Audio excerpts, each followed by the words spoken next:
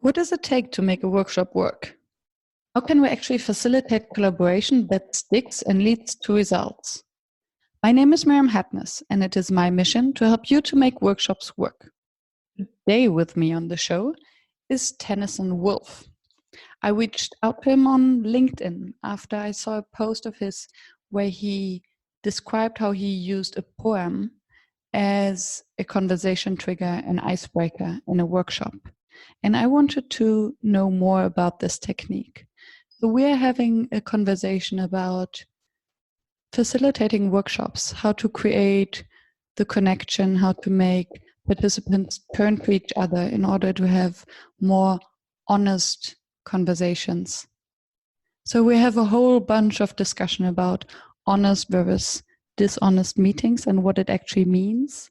We're talking about how to use poetry and art in meetings so that participants have the permission to turn off their spreadsheet brain and use a different part of their brains to connect to each other and to the broader purpose of why they are there. So stay tuned. Hello, Tenneson. Hi, Miriam. Thank you so much for joining me today from Utah, US. That's true. Thank you. And I'm glad to join you. Yes, I'm looking forward. We already had a pre-conversation to prepare this recording a couple of weeks ago. And now we are here together to explore further. Wonderful. And the initiating reason why we are sitting here is one post on LinkedIn from your side that was shared by a common connection, Nadia van Holzen. And I would like to dig deeper into that one, but maybe to a later moment. Let's start with maybe an introduction from your side. So you call yourself on LinkedIn a meeting designer and facilitator. And I wonder when you started calling yourself a facilitator and meeting designer and what led up to this? Yeah, that's a good question. It seems like such a simple little thing to put that on your profile in LinkedIn or on a business card or on a website. I put a lot of thought into that, and it's changed over the years. Initially, some of the language that I would have used, and I'm talking about 20 plus years ago, facilitator was some of that, and trainer was some of that. And I really reached for what feels honest and yet comprehensible. The facilitator language is interesting because I often use the language of hosting meetings, hosting conversations that matter, as opposed to facilitating. But I also don't want to get hung up too much in those words. The hosting tends to imply something of bringing people together, convening, which is a big part of what I get to do. And the facilitating, I think it really works. But there are some people, I think, that interpret that word as a little more helping make things easy. I don't think that I just make things easy for people. The meeting designer and stuff, I just wanted to have some of that language there because that's what I end up doing. I so often work with people who have something that they want to accomplish. Sometimes it's like a strategic plan, and sometimes it's a conference or a workshop. And I do help them design those things. I help them invite in some participatory process and grounding and background and all of that. So thus some of the meeting design. I have one more piece that's in there that I'm not sure is actually on my LinkedIn profile that you would have seen, but I chose to use the language of strategic imagination as opposed to strategic planning. And again, without wanting to get caught up in words, something about invoking imagination together or wonder together or even wander together felt important. Not just, well, let's get some things down on paper and then execute the plan. Yeah. There's more going on there. And I like getting involved in that layer of work that is the more going on there. Yeah, it evokes some exploration, creativity. Oh, yeah. So what would be your hashtag if you had to summarize all of that in just one word? Well, I think I'm a lousy hashtag maker, but I'll try. I think there's something about the transparency and honesty. So maybe it might be hashtag honest meetings or hashtag transparent learning, something like that. Those would be good starting places, I think. Interesting. Hashtag honest meetings. I think this would be an entire episode. What makes a meeting honest? Is it an honest and transparent agenda? Is it honest participants? Is it honest facilitation? Or is it just a safe space that allows and invites honesty? Whew, boy.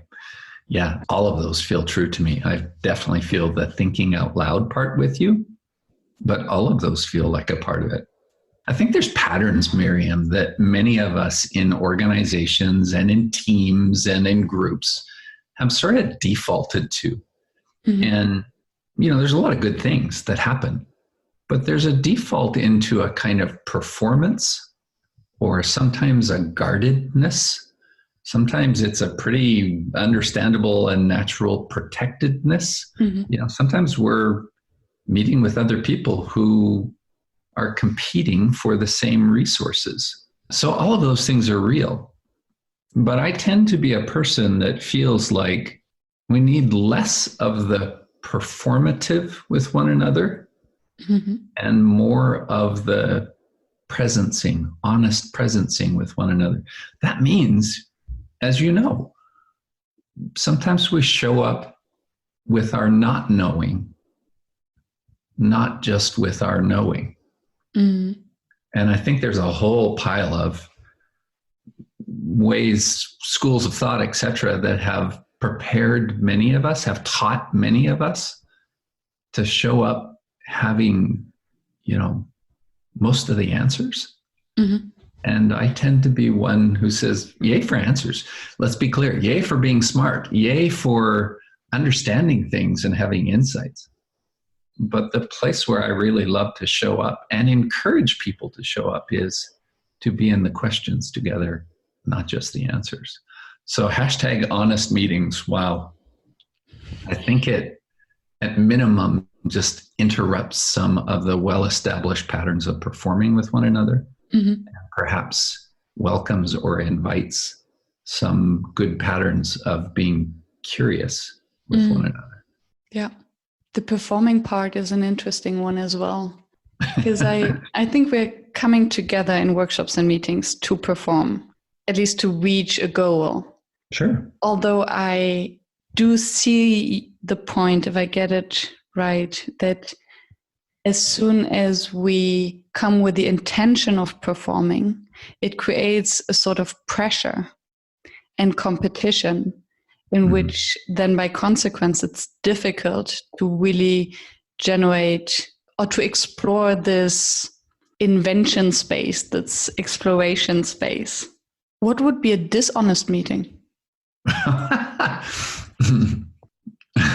I'm only laughing because, we don't want dishonest meetings, and yet, whoa, there's sure a fair amount of dishonesty going on.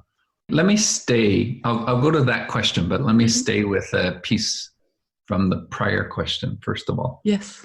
Because when you and I were talking before starting to record on this call, you and I talked a little bit about when to start recording, and you shared something that I related to of when the record button is pressed, then sometimes it invokes a different voice from us. Yes. Right?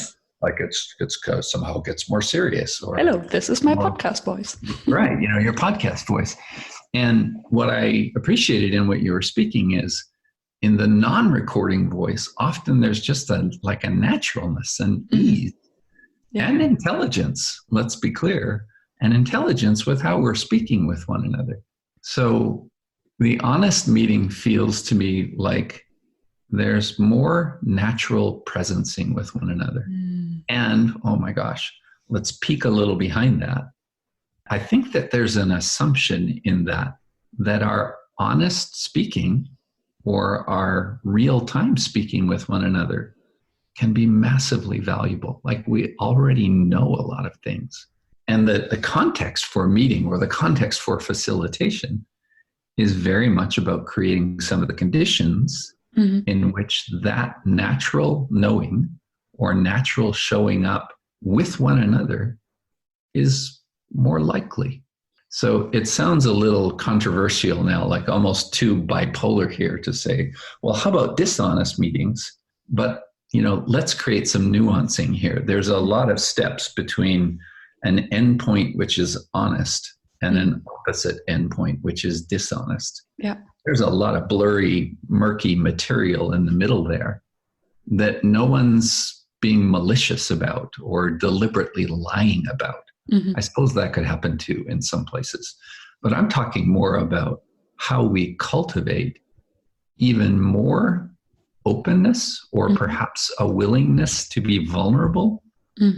Again, a willingness to be in some not knowing with one another.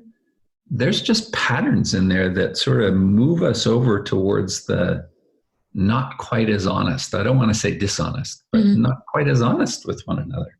Not quite as open with one another.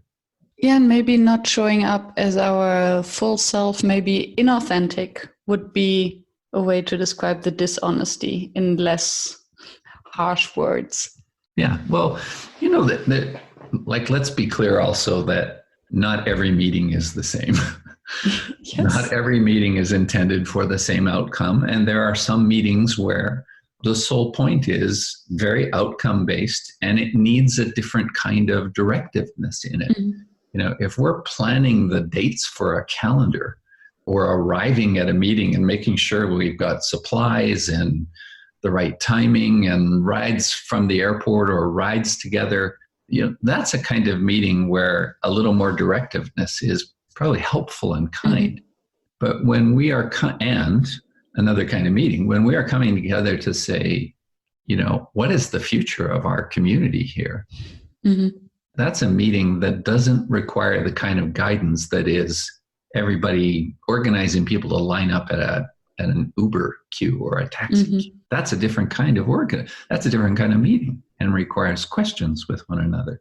Interesting. And this brings me back to the distinction you made in the beginning between hosting a meeting and facilitating a meeting, where I would rather associate the strategic meeting in which we come together in order to take decisions or to make a plan.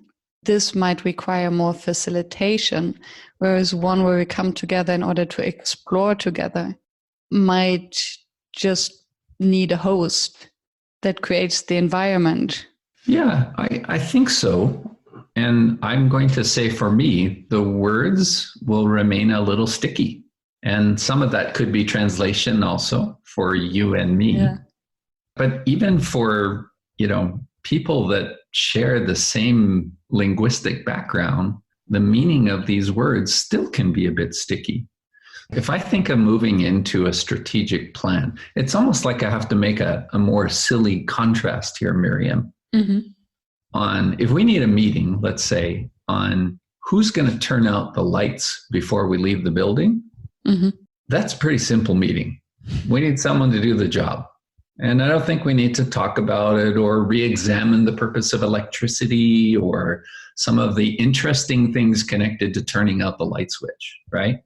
But if we're looking at a meeting that says, how are we going to, whoever the we is here, how are we going to imagine, how are we going to explore conserving energy or being in more right relations with the environment?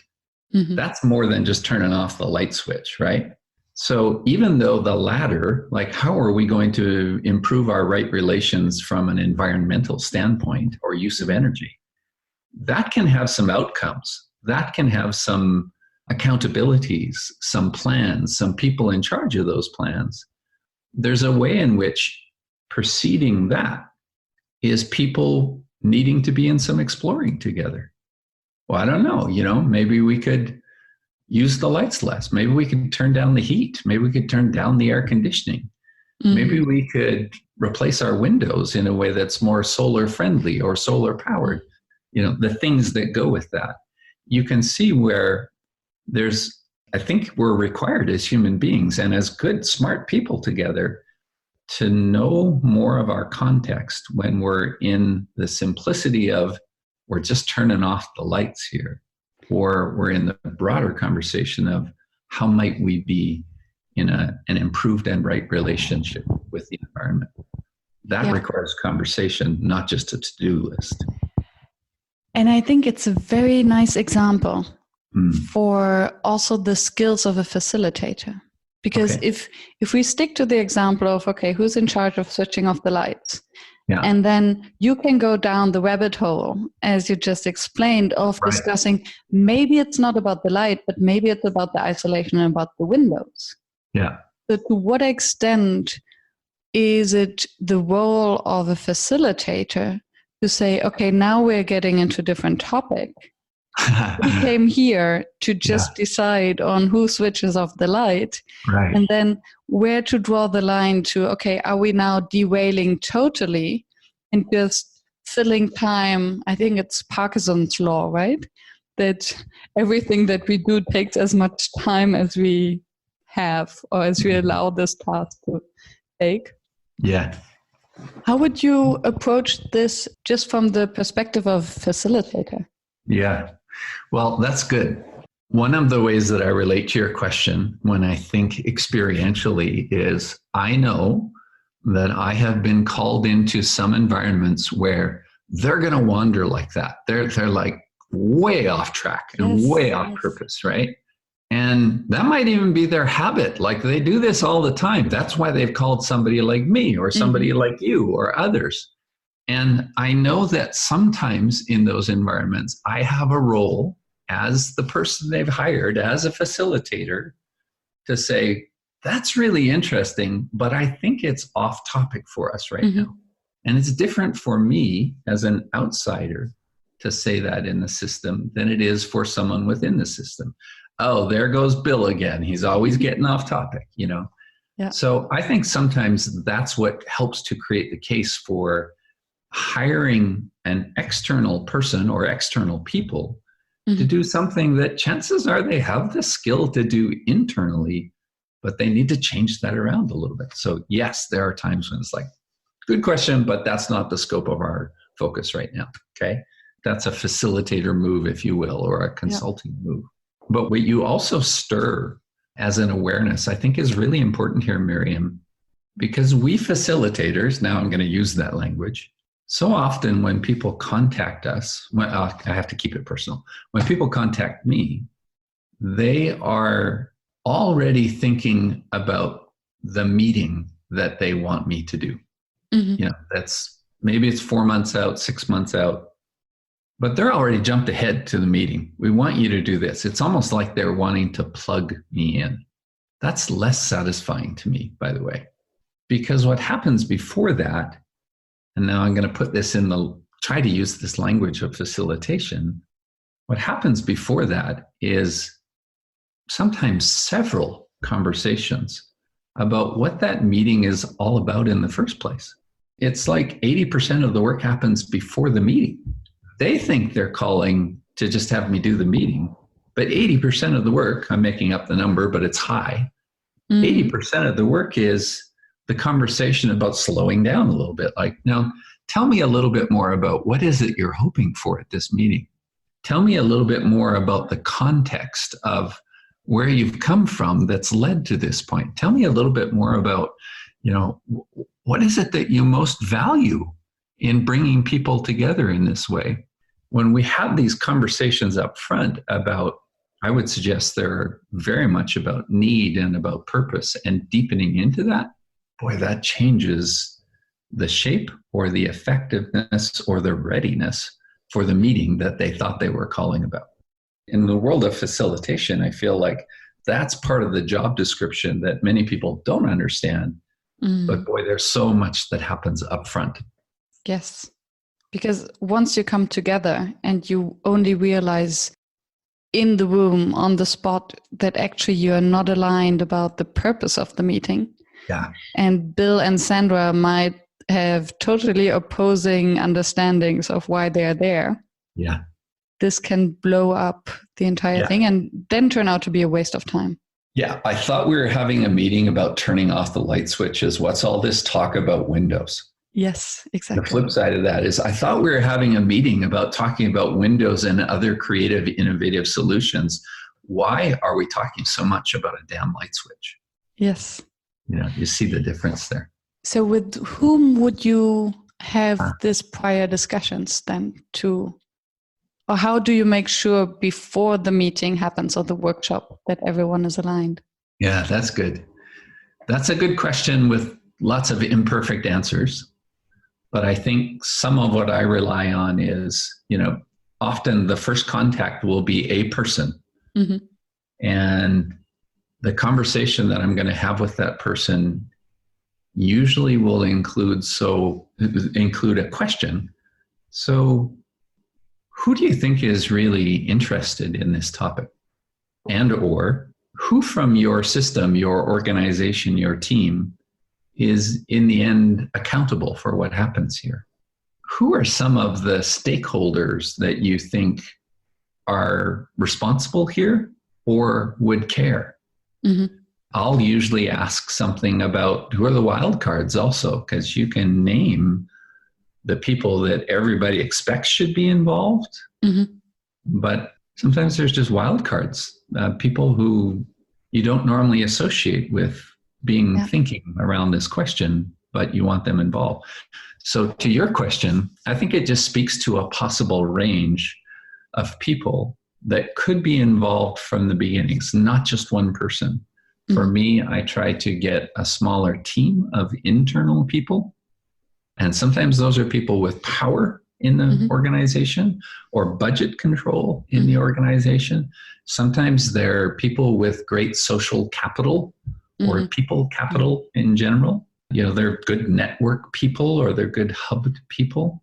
But I think the who needs to be in the conversation is itself a really important question for those of us working to try and improve how systems work together, not just one or two people who are trying to, operate the system. Before we continue the show, let me take a brief moment to thank our sponsor, Session Lab. Are you using Excel or Word to prepare and schedule your workshops? Try something that is designed for facilitators. With an easy-to-use drag-and-drop agenda builder, Session Lab allows you to be free and creative in your workshop process design. Session Lab also comes with an immense built-in library of workshop activities and facilitation techniques to help you to find new inspiration for your sessions. Stop messing with spreadsheets and focus on designing engaging workshops. Try it as sessionlab.com. I wouldn't recommend it if I didn't believe in its value myself. And in your profile, I don't know whether I read it in your profile, or whether you mentioned it in our previous discussion, that you are helping people to get smarter together. Yeah.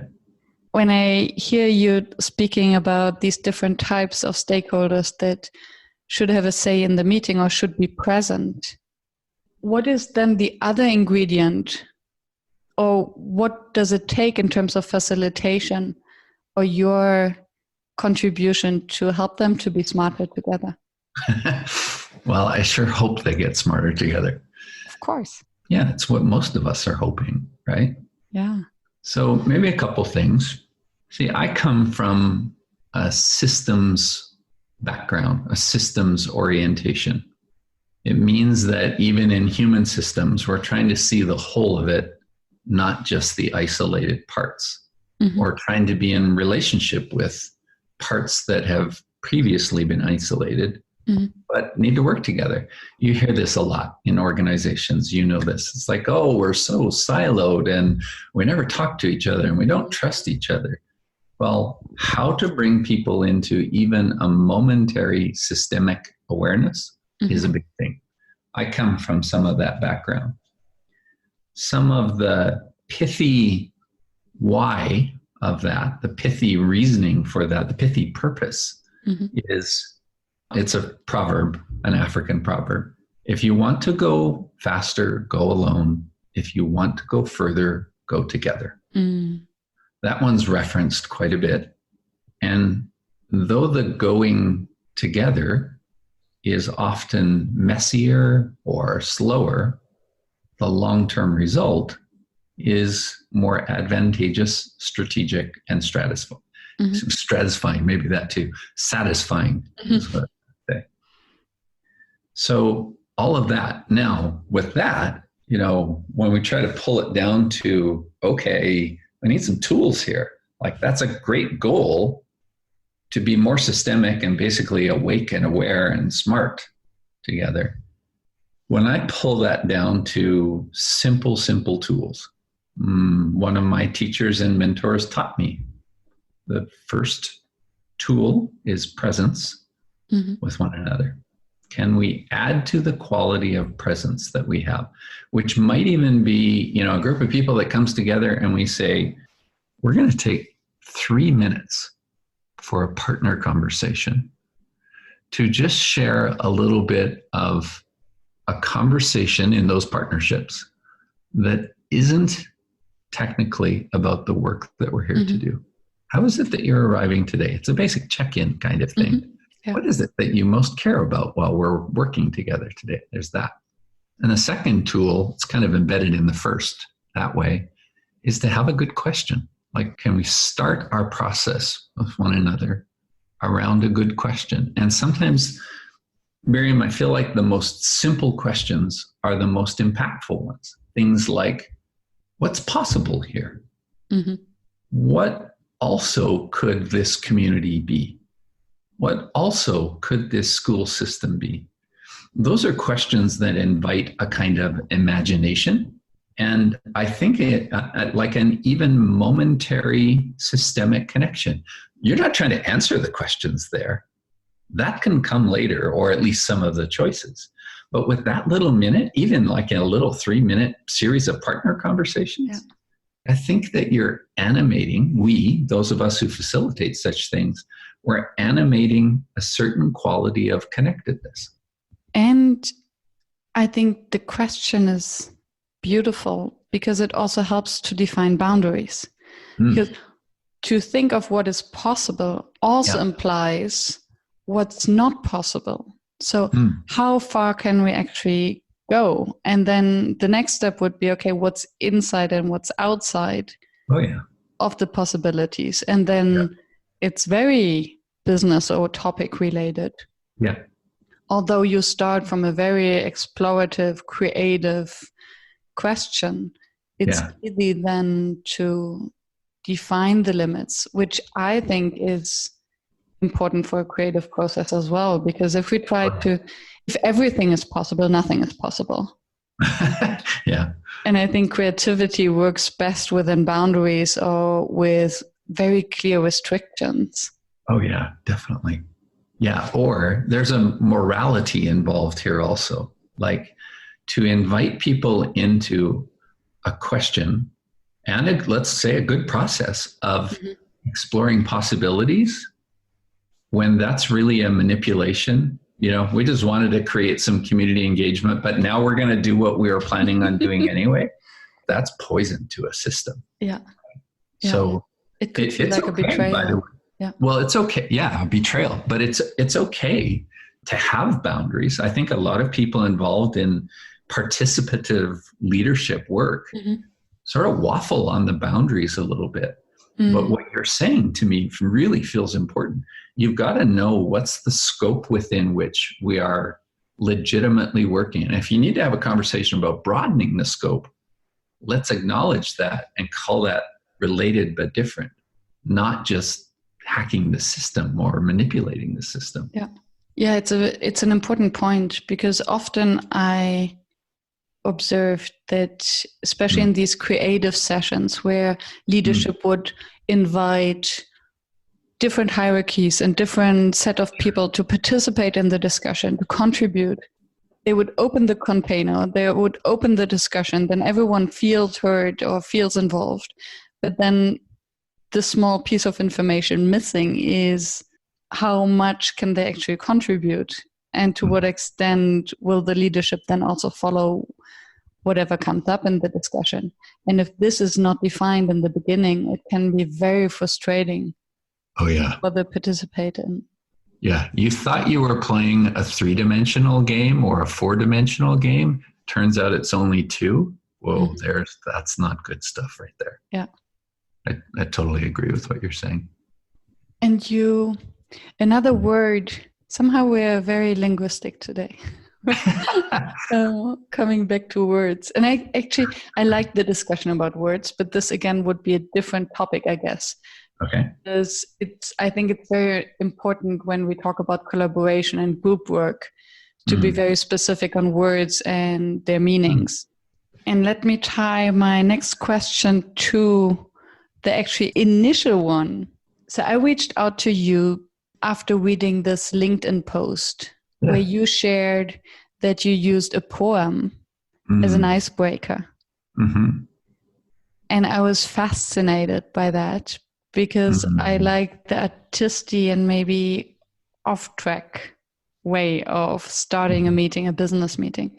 I would like you to share what you did with the audience. Yeah. And then maybe also related to what you call creating a container for collaboration. Mm-hmm. Does it make sense? Yeah, I think so. I can play with that. Yeah, so I have the book that, I don't know if this was the poem that I used for that time, but I use a lot of poems. So let me speak to the principle, first of all. Yes, please. Why do I want to use poems? Because when I'm together with a group of people, be it a group of 4 or a group of 40 or a group of 400, I want that gathering. I feel an invitation, a responsibility to host that space in a way that is more than just brain power. Mm-hmm.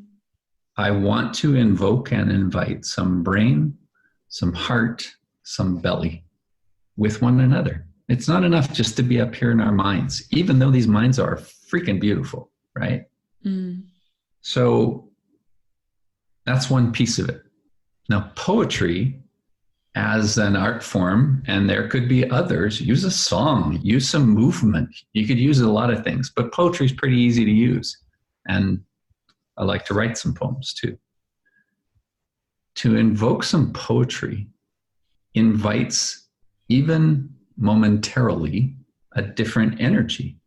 When you invite people to pay attention to a poem, it's not their spreadsheet brain that typically pays attention.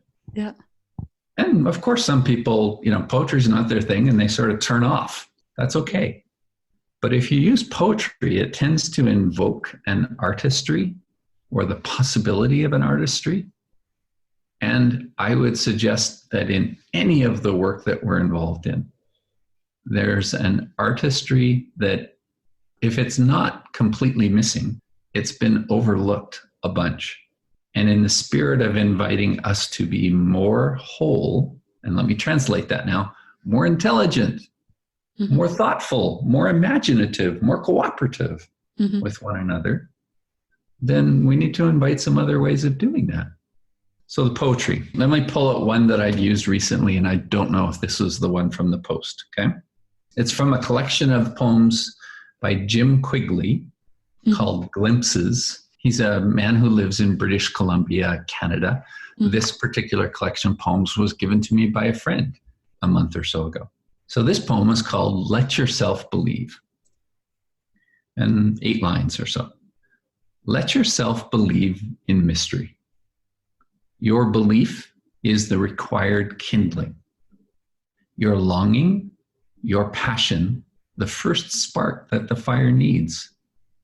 Jump gladly into the alchemist's cauldron. What will be left is sweeter than your wildest imaginings. Well, that's the poem. For me, I find it's skillful and needed to use a poem like this as a starting point to invite people into more than their heads together. So if I were playing with this one, I might say, I like the reference to wildest imaginings, right? that's not just what should we do? That's got some different energy to it. So I might use a question like, what are some of your wildest imaginings of what we're really up to here? And depending on the container, if it's a place where their operating mode is strictly PowerPoint presentations, and I've been able to stand for 10 minutes of a little beginning here, and there's 40 people in the room, I'm just going to have them turn to one another and say,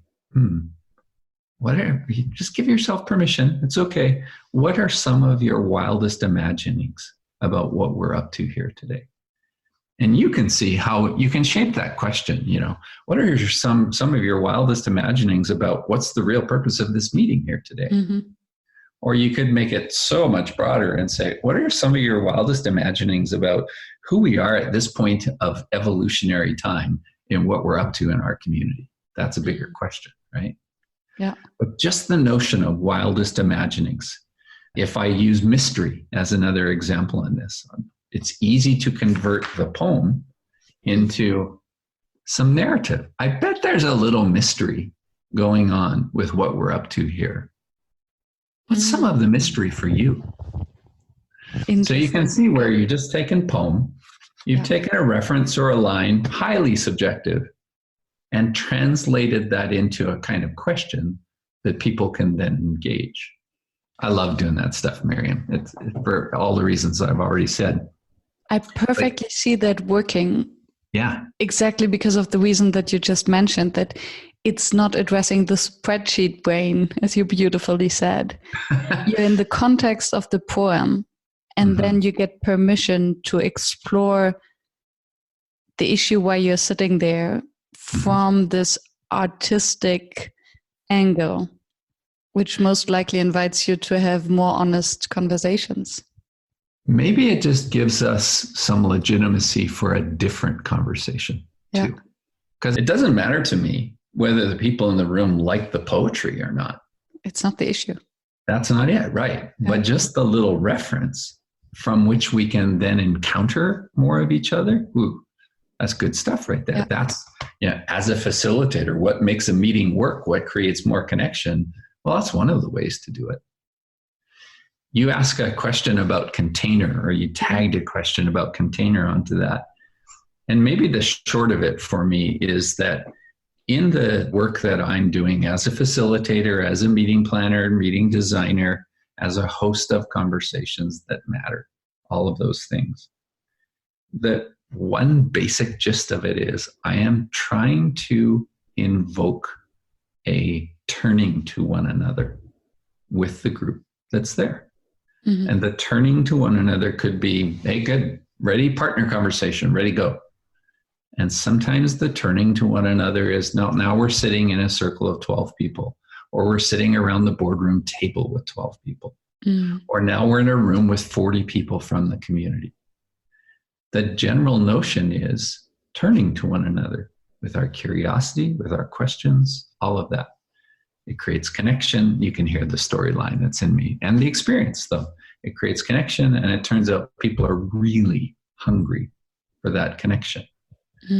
I know, as another layer of response to that question of container, I rely heavily on the methodology and the underlying principles and practices of Circle. I do a lot of the large group stuff that you and I have, I think, talked about a little bit before. I do World Cafe formats with large groups. I do open space technology formats with large groups of people, and I love all of that. At the core, to me, are some of the principles and practices found in Circle of how we listen a bit more thoughtfully with one another, speak a little bit more attentively with one another, in hopes of finding our way together.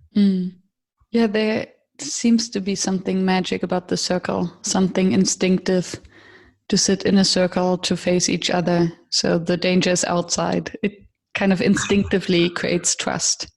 Yeah, I find that. And I know that many of us are continuing to work with the format because some of us are in environments where it's not enough to turn the chairs toward each other just once. Some of us are working in places of trauma or deep, historical trauma, tensions and conflicts. And so it's not a one-time thing to say, well, let's have a circle and everything will be good. Yeah, obviously. The circle is just a start. Yeah. But it creates an environment. We have touched many topics. And if I'm correct, we have 8 minutes left before you have to rush to your next meeting. And I would be curious about your favorite exercise. I'm going to give myself permission to speak an exercise that I just like to do. And the wisdom of when to use it or how to tweak it will, of course, matter. Yes. It's different to be in the boardroom with the senior leadership team of a financial institution than the grassroots organizing committee that are all volunteers. Okay?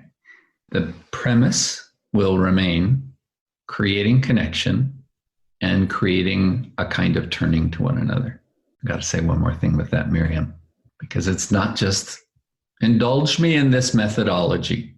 There is a way, I believe, I would suggest that when we turn to one another, we're actually creating a new kind of entity. Instead of us 6 individuals in a room, the 6 of us are now, we have the possibility of acting as an entity. Okay? So the turning to one another matters. This is what I love to do. I love to invite the question. So number 1, what has your attention now? Could be anything. The cup of coffee I just had today at lunch, it was awesome. It could be, there's a lot of pain and suffering in my community right now. People who have been excluded. There's a lot of pain and suffering. That has my attention. Inviting people to speak some of that, because it's not all of it, right? And then transition that. This is where it transitions. It's not an icebreaker kind of question. Just one quick question. So the initial question of what got your attention, would you do it already in pairs or would you do it in the big group? It depends on the circumstances. I've done it with big groups, and I've also done it where, just logistically speaking, it's better to have them turn to groups of 2 or groups of 3, right? Makes sense. So there's not rocket science in this. What has your attention? What's some of what has your attention? What's some of the why of that? And then the third part is, and what's that got to do with what we're up to here? So if you stay with the silliness, I'm doing air quotes here, the silliness of, boy, that cup of coffee was awesome that I had at lunch, right? That probably doesn't have a whole lot to do with the grand strategic plan of things. But when you invite people to speak that way, it might sound something like this. Oh, I love the coffee that I had today. It was so bold. I like a good strong coffee. It was rich and it was flavorful. It was well presented. I love the waiter, waitress person that offered it. So that's some of the why. And then what's that got to do with what we're up to here? That's an invitation to bridge just a little bit. I want our work to be bold. I want our work to be flavorful here. I want our work to be, rich and satisfying.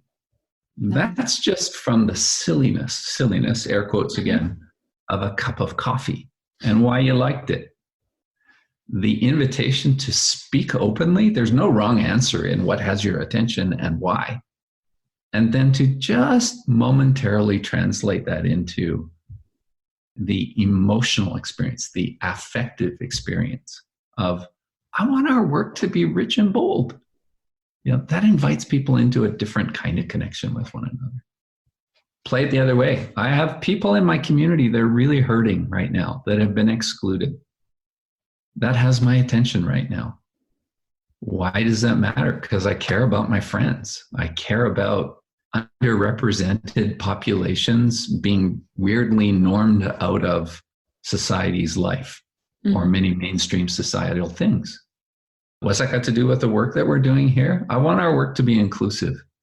I want our work to have a value of equity and social justice and inclusion.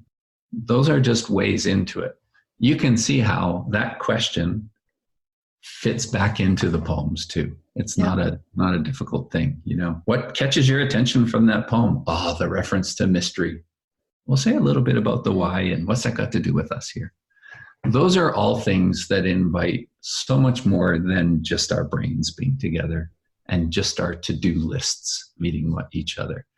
And I know that there's some people who are really good at doing the brains part and the to-do part. I think they're all connected, by the way. But there's people who are really good at that, and sometimes that is the most important thing that you need.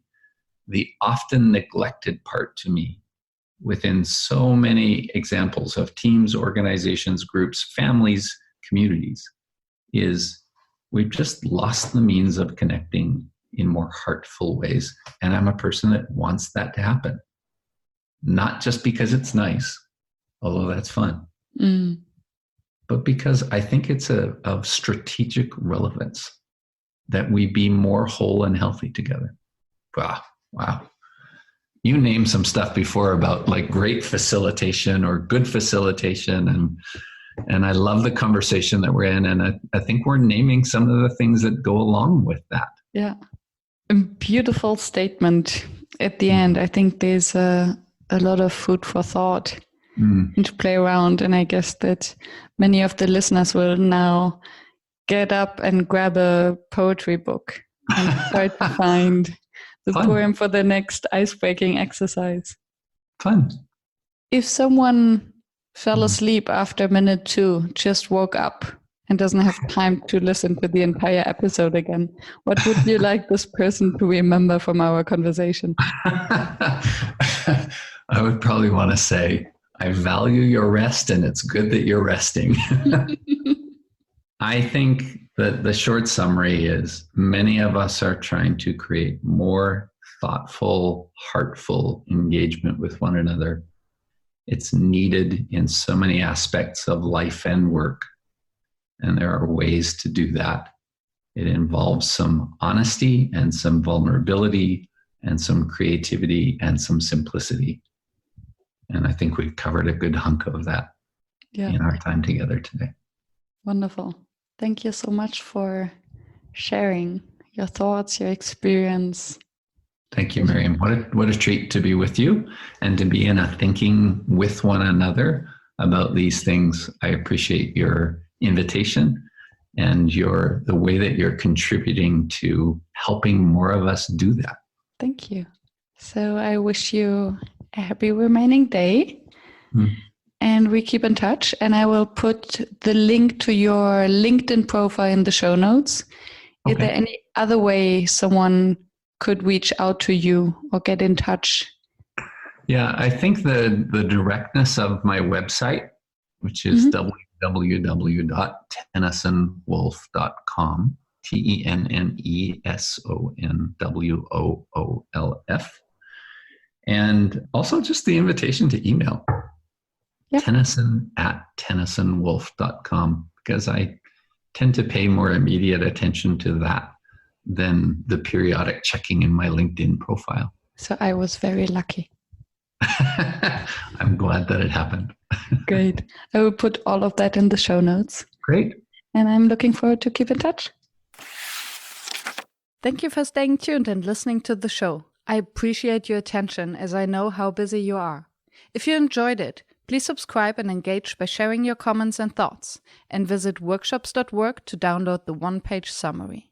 I'm looking forward to seeing you back at the next episode, and I wish you a fruitful day.